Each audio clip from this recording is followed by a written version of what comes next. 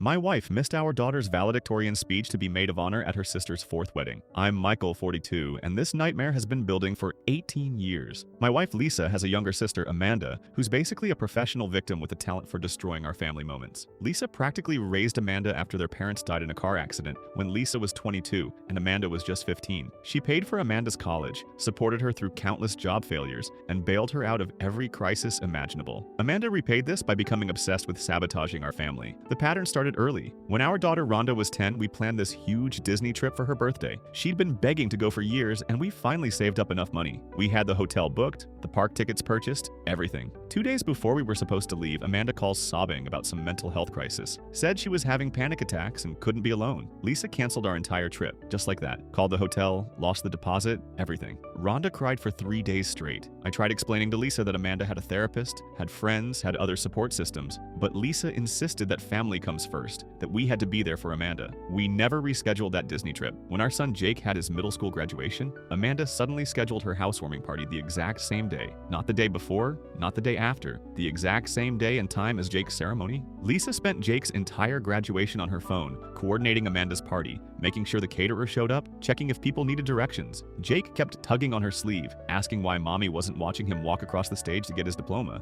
This became Amanda's signature move. Every birthday, every school play, every family milestone, Amanda would manufacture some crisis requiring Lisa's immediate attention. Rhonda's 13th birthday? Amanda had a job interview crisis and needed Lisa to help her prepare, which somehow took the entire day. Jake's first basketball game? Amanda's boyfriend broke up with her, and she was threatening to hurt herself, so Lisa had to rush over there instead. But here's the thing, when Lisa needed support, Amanda was always too busy. When Lisa's grandmother died, the woman who basically helped raise her, Amanda didn't even come to the funeral. Said she had a work thing she couldn't miss. When Lisa had surgery last year for a tumor scare, Amanda visited once for 20 minutes and spent the whole time on her phone. Now comes the nuclear bomb that's destroyed everything. Rhonda is graduating as valedictorian, straight A's for 4 years, perfect SAT scores, accepted to Harvard, Yale, and Princeton with full scholarships. She's giving the graduation speech. This is everything she's worked for since she was a little girl. I've watched her study. Until 2 a.m., seen her stress over every assignment, every test. She's earned this moment. 3 weeks ago, Amanda calls with her latest drama. She's engaged again, her 4th engagement, this time to some military guy she's dated for 4 months. Met him online, barely knows him, but apparently it's true love. The wedding needs to happen immediately because he might get deployed soon. The date? The exact same day as Rhonda's graduation, the exact same time. I told Lisa this was insane. Call Amanda and explain we can't attend. Our daughter's graduation is more important. Lisa got defensive immediately, that tone she gets when she knows I'm right but doesn't want to admit it. I promised Amanda I'd be her maid of honor. She's counting on me. She's always counting on you, I said, and she always schedules things to conflict with our kids' events. This isn't a coincidence, Lisa. We fought for days. Lisa kept saying graduations happen every year, but weddings are once in a lifetime. I reminded her this was Amanda's 4th once-in-a-lifetime moment. Her first wedding lasted 8 months. The second one? 6 months. The third engagement she called off 2 weeks before the ceremony because she wasn't feeling it anymore. When Rhonda asked Lisa directly if she was missing graduation, Lisa said she'd try to do both. Said she'd fly back and forth the same day. Amanda's wedding was in another state, a 3-hour flight each way. That's not realistic, I told her. The graduation starts at 10 a.m. You'd have to leave before dawn to make it to Amanda's wedding by afternoon, and then you'd miss the entire reception to fly back. And that's assuming no delays, no issues. Choose, Lisa. Be honest with Rhonda and choose. Lisa chose Amanda. She suggested I record Rhonda's speech so she could watch it later. Like our daughter's biggest achievement was just another YouTube video to watch on her phone whenever she got around to it. Rhonda went to her room when she heard that. Didn't cry, didn't argue, just went upstairs. The next morning, she asked if we could start looking at college apartments early. Said she wanted to move out immediately after graduation. Didn't want to spend the summer at home. Last weekend, Lisa flew to Amanda's city for wedding planning and dress fittings while Rhonda had her final speech rehearsal. All the valedictorians practiced their speeches in front of teachers and parents for feedback. When the teachers asked where her mom was, Rhonda had to explain she was helping with her aunt's wedding. I saw the looks the other parents gave us. The judgment. Lisa returned gushing about wedding details. The venue, the flowers, Amanda's dress. Rhonda listened politely but asked no questions. Didn't engage. Later that night, she pulled me aside in the kitchen while Lisa was in the shower. "Dad, do you think she'll actually make it to my graduation?" Rhonda asked quietly. I wanted to lie, wanted to tell her. Of course, Mom would be there, but I was so tired of covering for Lisa.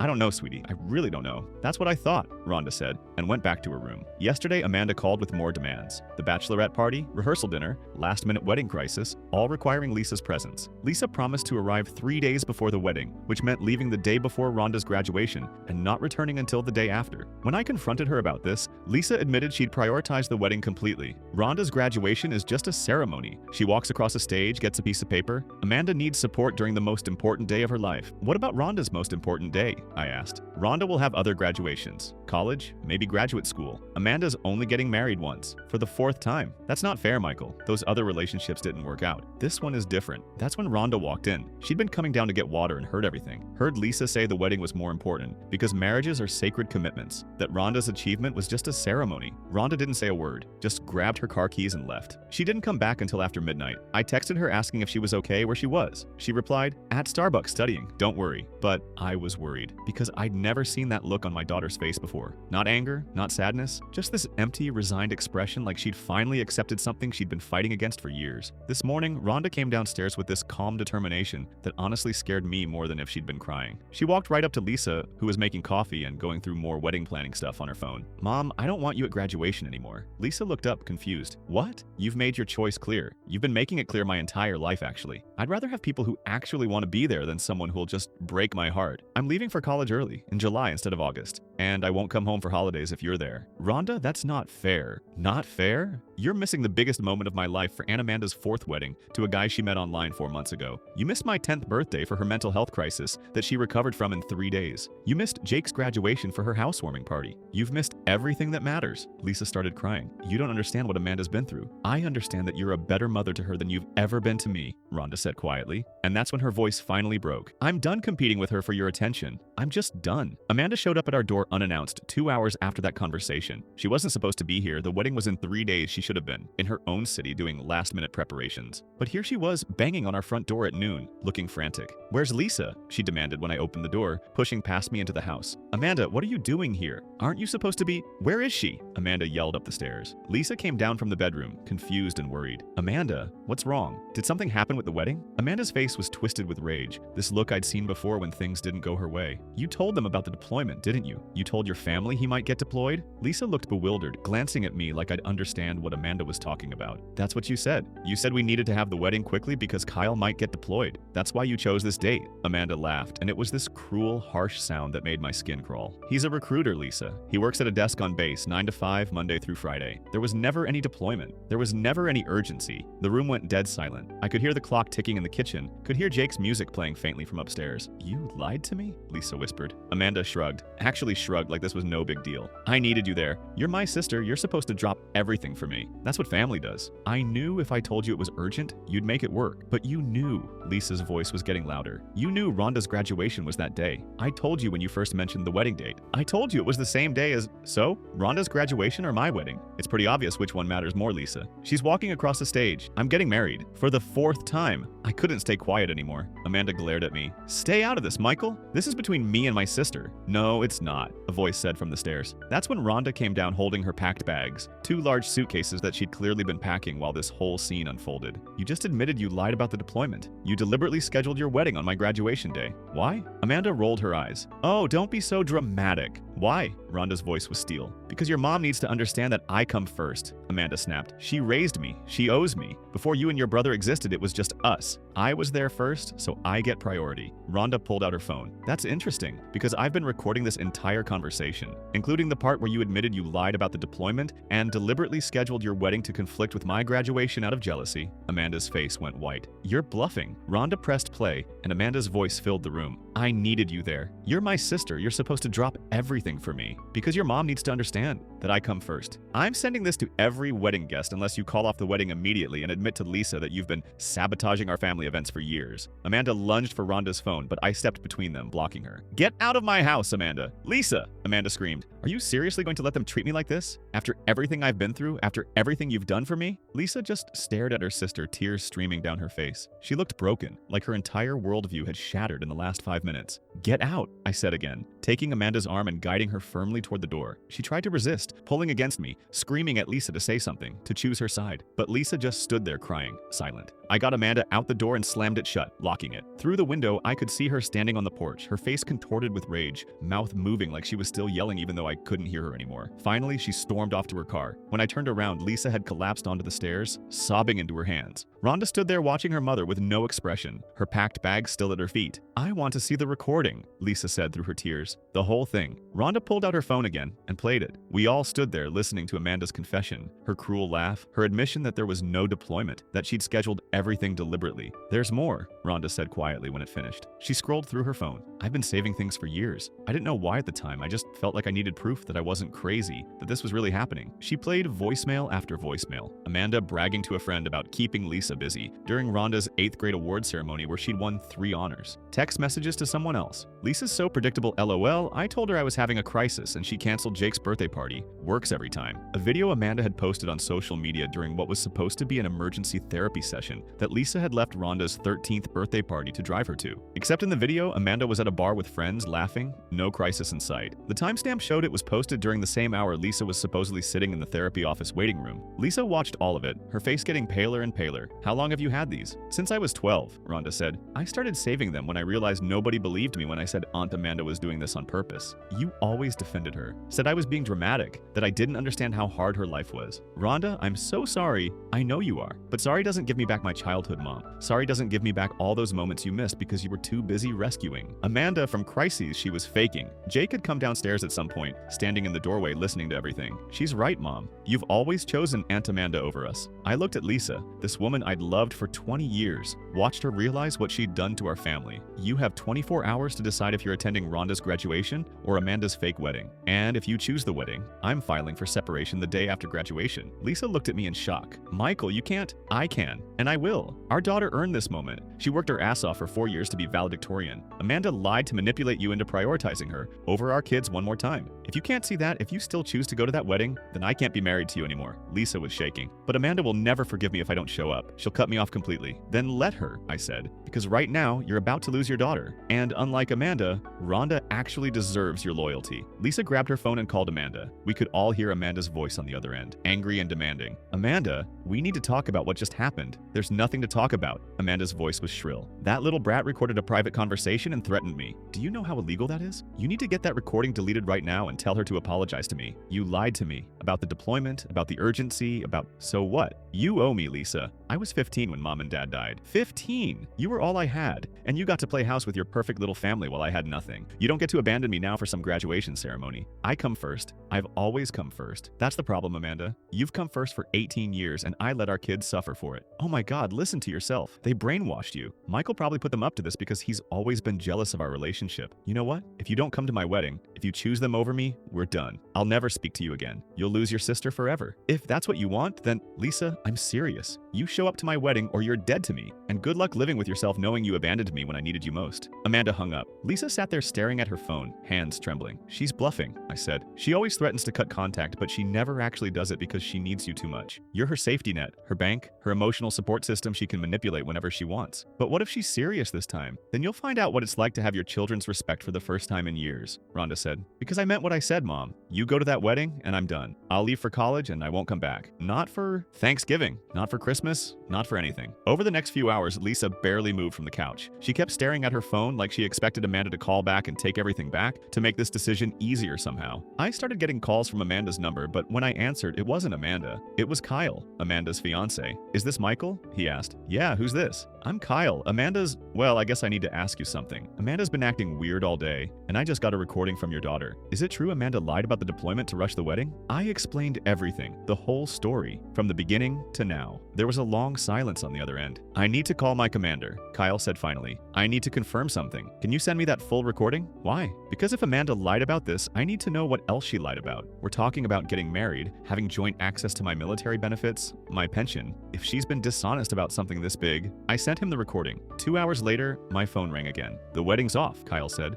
"I talked to my commander. I confirmed I'm a recruiter, that there's no deployment, that there never was. Amanda's been telling people I might get deployed to make herself seem more sympathetic, like she's this military girlfriend making a sacrifice? It's all bullshit. And when I confronted her, she admitted she picked your daughter's graduation date on purpose. Why would she admit that to you? Because she thought I'd take her side, I guess. She said something about teaching her sister a lesson about priorities. Man, I feel like an idiot. How did I not see this? Welcome to the club. How long have you known her? 4 months. We met online. She seemed great at first, but now I'm seeing all these red flags I ignored. Thank you for sending that recording. You probably saved me from the biggest mistake of my life. When I told Lisa the wedding was off, I expected relief. Instead, she panicked. Oh God, Amanda's going to be devastated. I need to go be with her. No, I said firmly. You need to be here with your daughter. Let Amanda deal with the consequences of her own actions for once. But Lisa was already grabbing her keys. She needs me right now. She's probably falling apart. Mom, don't you dare, Rhonda said from the stairs. Don't you dare leave this house to go comfort her after what she did. She's my sister, and I'm your daughter. For once in your life, choose your own children over her. Lisa hesitated, keys in hand, torn between the door and the stairs where Rhonda stood. I watched my wife struggle with this decision, and honestly, the fact that she had to think about it at all made my decision easier. If you walk out that door right now, I said quietly, don't bother coming back tonight. Lisa left. She actually left. Grabbed her purse, got in her car, and drove to Amanda's city to comfort her after everything that had happened. Rhonda didn't cry. She just went to her room, slammed the door, and didn't come out the rest of the night. Jake followed her up after a few minutes, and I could hear them talking quietly, voices muffled through the walls. I sat alone in the living room, wondering how my marriage had come to this. Lisa didn't come home that night, or the next morning. When she finally walked through the door at noon the next day, she looked exhausted. How is she? I asked, not bothering to hide my bitterness. Devastated. She's calling off the wedding. Kyle won't return her calls. His family is furious with her. She has nowhere to go, Michael. I couldn't just leave her alone. While your daughter needed you here, Rhonda has you. Amanda has no one. Amanda has no one because she's alienated everyone in her life by being manipulative and selfish. That's not Rhonda's fault, and it's not your responsibility to fix. Before Lisa could respond, Amanda's car pulled into our driveway. She got out with her mother-in-law-to-be, or I guess ex-mother-in-law-to-be now, and Kyle's sister. They all marched up to our door, and when I opened it, they pushed past me. Amanda was crying, but it wasn't sad crying. It was that angry, indignant crying she did when things didn't go her way. This is your fault, she screamed at Rhonda, who'd come downstairs when she heard the commotion. You ruined my life. Kyle's family hates me now. I had to cancel everything. I lost all my deposits. Do you have any idea how much money I lost? Do you have any idea how many moments you stole from my childhood? Rhonda shot back. Kyle's sister stepped forward. We came here to hear Amanda's side of the story, but honestly, the more she talks, the more we believe you're recording. She's been saying some pretty unhinged things. Like what? I asked, pulling out my phone and starting to record. Lisa shot me a warning look, but I ignored her. Like how she's been teaching Lisa a lesson for years. Kyle's mom said, arms crossed. How Lisa got married and had kids while Amanda stayed single, so Amanda decided Lisa needed to understand what it felt like to have your happiness ruined. Amanda's face went red. That's not what I meant. That's exactly what you said in the car on the way here. Kyle's sister interrupted. You said, and I quote, Lisa needed to learn that you can't just abandon your family for a man and kids. I've been showing her for years that I come first. I kept recording as Amanda tried to backtrack, tried to explain it differently, but she just kept digging herself deeper. She admitted to scheduling her housewarming party deliberately on Jake's graduation day because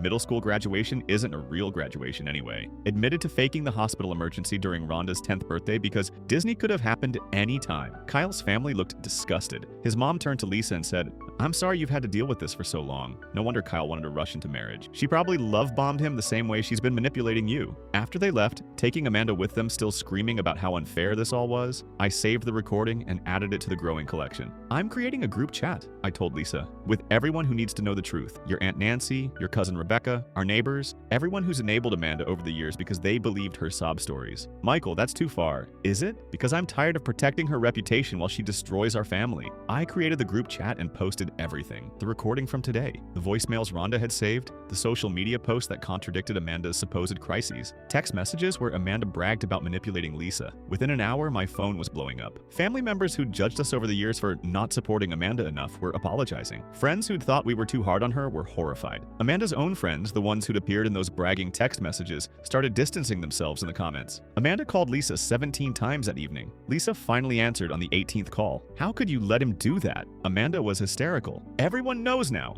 Everyone's turning against me. You did this to yourself, Lisa said quietly, and I heard something shift in her voice. Finally, you lied about Kyle's deployment. You admitted on camera that you've been sabotaging our family for years out of jealousy. This is the consequence of your own actions. But I'm your sister. You're supposed to protect me. I protected you for 18 years while my children suffered. I'm done. Amanda let out this primal scream. Fine. Move across the country then. I'm leaving, and you'll never see me again. This is your fault, Lisa. When you're old and alone because your kids hate you, remember that you chose them over me. She hung up. Lisa sat there staring at the phone, and I couldn't read her expression. Do you regret it? I asked. I regret that it took me this long, she said. I regret every moment I missed with Rhonda and Jake. I regret not seeing what Amanda was doing, but no, I don't regret choosing them now. Then prove it. Tomorrow is Rhonda's graduation. Be there. Not just physically, but actually be present. Put your phone away. Don't check Amanda's messages. Just be there for your daughter. Lisa nodded, tears streaming down her face. But I wasn't convinced. I'd seen Lisa promise things before and then break those promises the second Amanda called with a new crisis. So I took Lisa's phone while she slept and blocked Amanda's number. Blocked her on social media. Set up filters so any emails from Amanda would go straight to spam. When Lisa woke up and realized what I'd done, she was furious. You had no right. I had every right. You can get your phone back after graduation. Until then, you're going to focus on your daughter without Amanda's interference.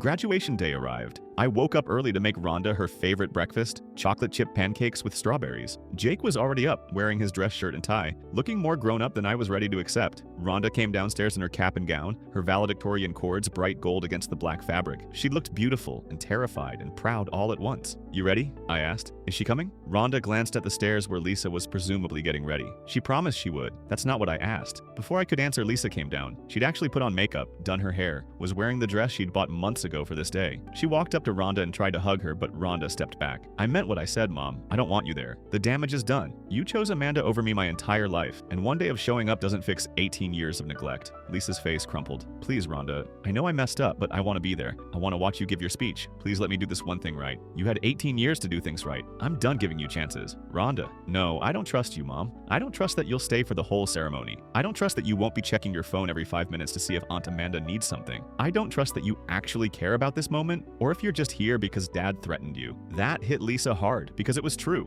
I had threatened separation, and we all knew it. I'll leave my phone home, Lisa said desperately. Michael can keep it. I'll sit next to you and Jake and I won't move. I'll be there the whole time, I swear. Rhonda looked at me, and I could see her struggling. Part of her wanted her mom there. Of course she did. But part of her had already accepted that Lisa would disappoint her again. If she checks her phone even once during the ceremony, we're leaving, Rhonda said to me, not to Lisa. And I mean it about moving out early. We drove to the school separately. I rode with Rhonda and Jake while Lisa followed in her own car. I didn't trust her not to take a detour if Amanda called from a different number. The auditorium was packed. Hundreds of families filling the seats, cameras and phones ready to capture their kids' moments. We found our seats in the third row, good view of the stage. Lisa sat next to me, her hands folded in her lap, looking like she was about to face a firing squad. Mom, you can go sit somewhere else, Rhonda said coldly before heading backstage with the other graduates. I don't want to see you during my speech. Rhonda, please. But Rhonda had already walked away. The ceremony started. The principal gave a speech. Some administrator talked about the graduating class's achievements. I kept glancing at Lisa, watching her fight the urge to pull out her phone that wasn't there. Then it was time for the valedictorian speech. The principal called Rhonda's name, listing all her achievements, the scholarships she'd earned, her 4.0 GPA, her acceptance to Ivy League schools. Rhonda walked onto the stage, stood at the podium, and looked out at the audience. For a second, her eyes found mine and Jake's. Then they slid to Lisa, and something hardened in her expression. She began her speech. It was beautiful and articulate, talking about perseverance and overcoming obstacles and the importance of prioritizing what truly matters. But there was an edge to it, a subtext that those of us who knew the story could hear clearly. I've learned that some people will take everything from you while giving nothing back, Rhonda said, her voice carrying across the auditorium.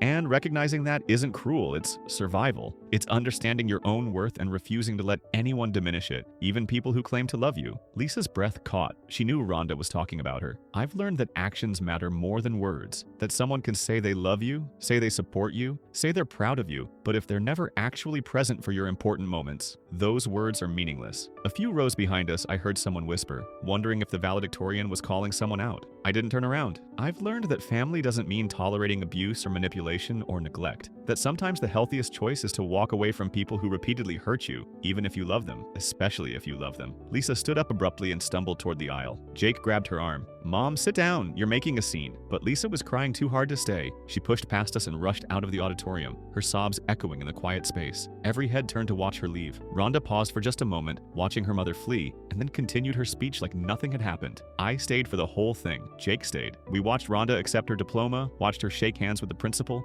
watched her smile for the official photographer. When it was over and all the graduates threw their caps in the air, Jake and I stood and cheered louder than anyone else. Afterward, in the parking lot, Rhonda found us. Where's Mom? She left during your speech. You knew she would. Yeah, I did. Rhonda didn't look surprised or even disappointed, just resigned. She couldn't even last through a 20-minute speech. God, I really thought maybe this time would be different. I'm sorry, sweetheart. Don't be. You were here. Jake was here. That's enough. We took her out for a celebratory lunch, just the three of us. Rhonda was quiet, picking at her food, clearly processing everything that had happened. I'm leaving next week, she said finally. Harvard has has a summer prep program for incoming freshmen. I applied last month and got accepted. I didn't tell anyone because I wasn't sure I'd go, but now I am. Next week? That's so soon. I need to get out of here, Dad. I need to be somewhere where I can start fresh, where I'm not constantly reminded of everything Mom missed. Jake looked upset. But you'll be gone all summer. What about your graduation party? What about our trip to the beach? I know, I'm sorry. But I can't stay in that house knowing Mom's there, knowing she's probably still talking to Aunt Amanda, knowing she'll probably let Amanda back into her life the second you guys aren't watching. She was right. I knew she was right. When we got home, Lisa's car wasn't in the driveway.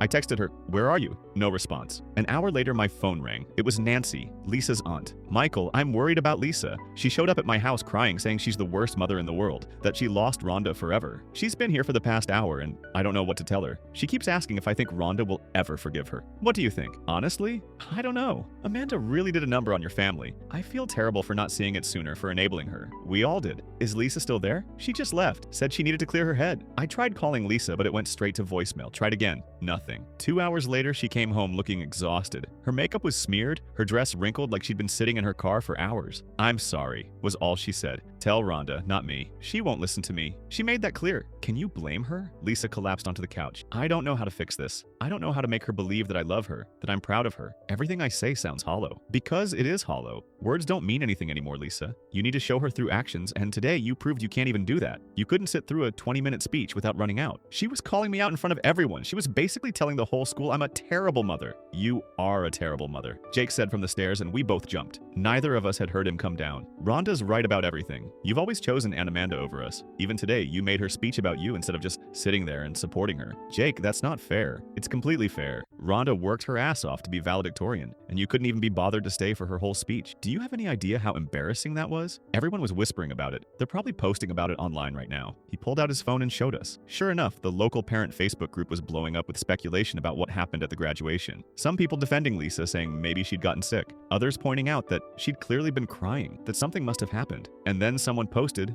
anyone else notice the valedictorian was basically calling out her mom in her speech? And then the mom left? Yikes. The comments under that post were brutal. People we knew, parents of Rhonda's classmates, all weighing in on our family drama. Lisa buried her face in her hands. This is a nightmare? This is what happens when you prioritize the wrong people for 18 years, I said. The truth comes out eventually. Over the next few days, Rhonda barely spoke to Lisa. She was busy packing for Harvard, organizing her things, preparing to leave. Lisa tried multiple times to talk to her, to apologize, to explain, but Rhonda shut her down every time. I don't want your apologies, Rhonda said. I want you to get therapy and figure out why you let Aunt Amanda ruin our family. Amanda, meanwhile, kept trying to contact Lisa through different channels. She created new phone numbers, new email addresses, even showed up at Lisa's workplace once. Security had to escort her out. One morning, Lisa was getting ready for work when she noticed her phone buzzing with messages from an unknown number. She opened them, and immediately I knew it was Amanda by the look on her face. She's blaming me for ruining her reputation, Lisa said quietly. She's saying she's moving across the country and it's all my fault for not supporting her. She's saying Kyle's family has been harassing her, that people in her town are treating her differently because of the recordings you posted. Good, I said. Maybe she'll learn something from this. She's my sister, Michael. She's alone and everyone hates her, and whose fault is that? Not mine, not Rhonda's, not Jake's, Amanda's. She created the situation by being manipulative and cruel. But she's family. So are Rhonda and Jake, and they're your kids. They should come first, always. Lisa didn't respond. She just stared at her phone with that conflicted expression I'd seen so many times over the years. That afternoon, Lisa's workplace friends who'd attended the graduation pulled her aside for coffee. They'd seen the Facebook posts, heard the rumors, and wanted to know what was really going on. Lisa tried to downplay it, but they pressed her for details. Finally, she broke down and told them everything. About Amanda, about the patterns, about missing Rhonda's speech. According to what Lisa told me later, one of her coworkers said, Lisa, everyone's talking about you. About how you left during your daughter's valedictorian speech. How you've been choosing your sister over your kids. People are starting to see you as that mother who prioritizes the wrong things. That hit Lisa hard. Harder than anything I'd said. Because it was one thing for me to criticize her, but having her social circle recognize the pattern was different. When she came home that evening, she looked devastated. People at work are judging me. They think I'm a bad mother. You are a bad mother, Rhonda said from the kitchen where she was making dinner. At least you have been. Maybe you can change, but that doesn't erase 18 years of neglect. I never neglected you. You missed my 10th birthday for Aunt Amanda's fake crisis. You missed Jake's graduation for her housewarming party. You missed my speech today because you couldn't handle hearing the truth about yourself. That's textbook neglect. Lisa tried to argue, but Jake backed Rhonda up. She's right, Mom. You've always been there physically, but never emotionally. You've always been worried about Aunt Amanda, thinking about what she needs, checking your phone to see if she's okay.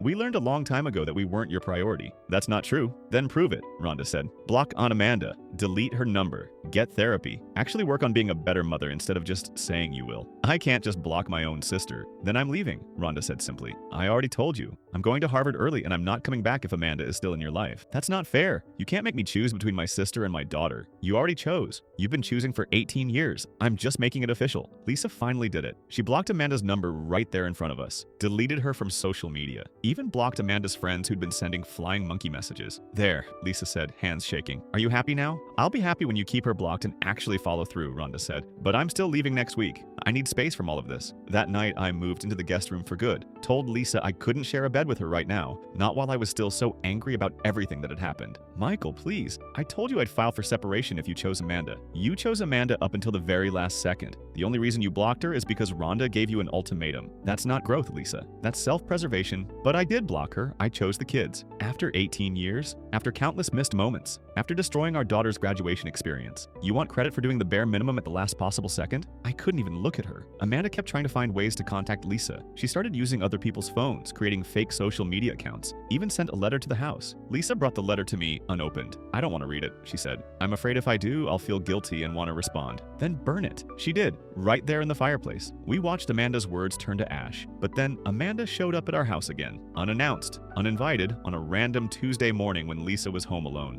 I was at work. The kids were out. Lisa called me, panicked. She's pounding on the door. She's screaming that I ruined her life, that I abandoned her. Michael, I don't know what to do. Call the police. She's my sister. Call the police, Lisa. This is harassment. Lisa hesitated too long. By the time she agreed to call, Amanda had started posting on social media about how her own sister had turned her back on her, how family means nothing anymore, tagging Lisa and me and Rhonda in every post. The posts were unhinged, accusing us of being abusive, of manipulating Amanda, of turning everyone against her. She claimed she was the victim of a coordinated campaign to destroy her reputation, that the recordings were taken out of context, that we'd always been jealous of her relationship with Lisa. People who didn't know the full story were sympathizing with her in the comments, but everyone who'd seen the evidence we'd posted were calling her out, posting screenshots of her own words proving she was lying. When I got home, I found Lisa sitting on the floor of the living room, scrolling through Amanda's posts and crying. Everyone's fighting about our family drama online, she said. Half the people think Amanda's the victim, half think we're right to cut her off. I just wanted this to be over. It won't be over until Amanda accepts responsibility, and she'll never do that.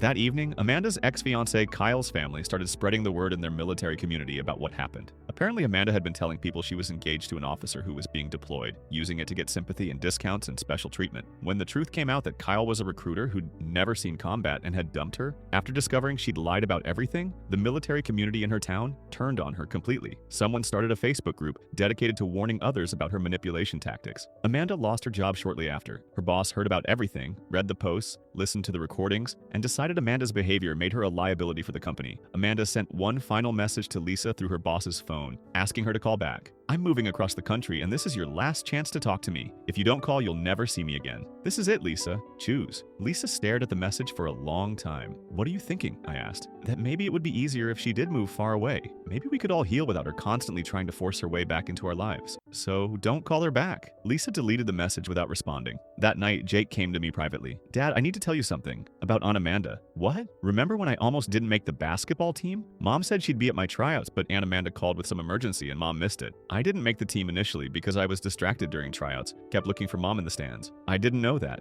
I didn't tell you because I knew you'd be mad at. Mom and I didn't want to cause more problems. But I got on the team eventually because Coach saw me practicing alone and gave me another shot. But Mom doesn't know that story. She thinks I made it on the first try. I've been lying about it for years because I didn't want to hurt her feelings. Jake, I'm tired of protecting her feelings when she never protected ours. Rhonda's leaving because of her. I'm thinking about leaving too. Going to boarding school for senior year if you'll let me. You want to leave? I want to be somewhere where I don't have to watch Mom cry about losing Aunt Amanda, while she doesn't even realize she's losing us too. That conversation broke something in me. The realization that both my kids were planning to leave home early because of their mother's inability to prioritize them hit harder than anything else. I told Lisa what Jake said, watched her face go pale. Boarding school? But we can't afford. I'll find a way. If that's what he needs to be happy, I'll make it happen. You can't just let him leave. He's only 17. He's leaving because staying here hurts too much. Just like Rhonda. You've driven both our children away, Lisa. That's not fair. It's completely fair. Rhonda leaves for Harvard in 3 days. Jake wants to go to boarding school. I'm considering separation. You've lost your entire family because you couldn't let go of a woman who's done nothing but hurt you. Lisa tried to respond, but no words came out. She just sobbed. Rhonda spent her last few days at home packing and saying goodbye to friends. She barely interacted with Lisa, would leave rooms when Lisa entered, would eat meals in her bedroom to avoid sitting at the family table. The night before she left, I knocked on her door. "Come in." She was surrounded by boxes, her room already looking empty and impersonal. "You okay?"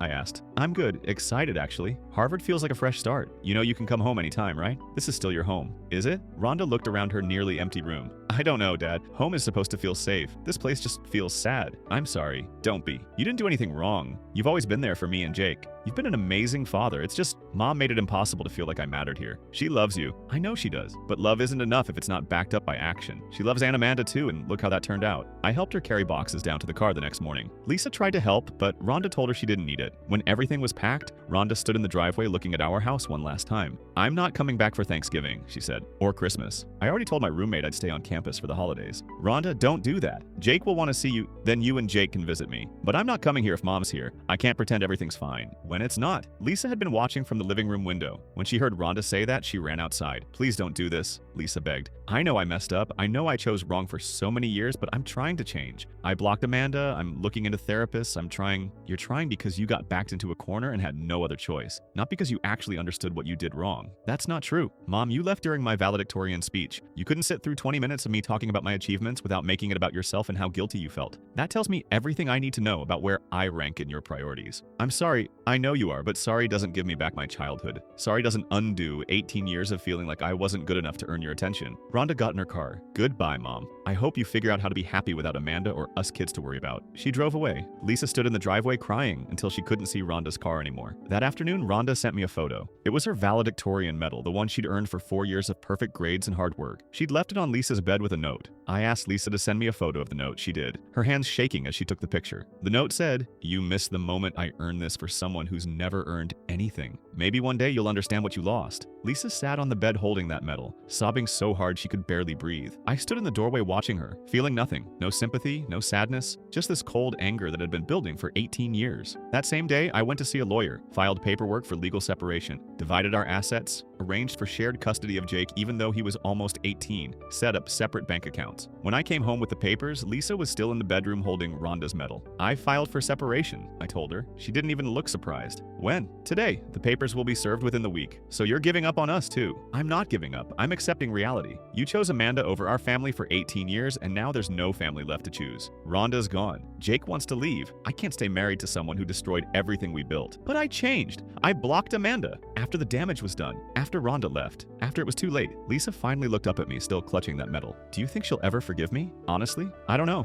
Maybe in a few years, maybe never. But that's up to her now. You don't get to force a relationship after you spent 18 years damaging it." I left her there in the bedroom and went to the guest room where I'd been sleeping, closed the door, and finally let myself feel the full weight of what had happened to our family. Amanda had won in a way. She'd set out to teach Lisa a lesson about priorities, and she'd succeeded. She'd destroyed Lisa's relationship with her children, destroyed Lisa's marriage, destroyed everything. But she'd also destroyed herself in the process. She'd lost Kyle, lost her job, lost her reputation, lost her sister. She was alone, bitter, and planning to move across the country to escape the consequences of her own actions. And Lisa? Lisa was sitting alone in our house, holding a medal her daughter earned, realizing too late that she'd destroyed her family for someone who never actually needed her. Rhonda leaves for Harvard 3 weeks early without saying goodbye to Lisa, leaving behind the valedictorian medal on Lisa's bed with a note saying, "You missed the moment I earned this for someone who's never earned anything." Michael files for separation the same day, and Lisa sits alone in their house realizing she destroyed her family for someone who never actually needed her. Make sure to click on the screen to watch other stories.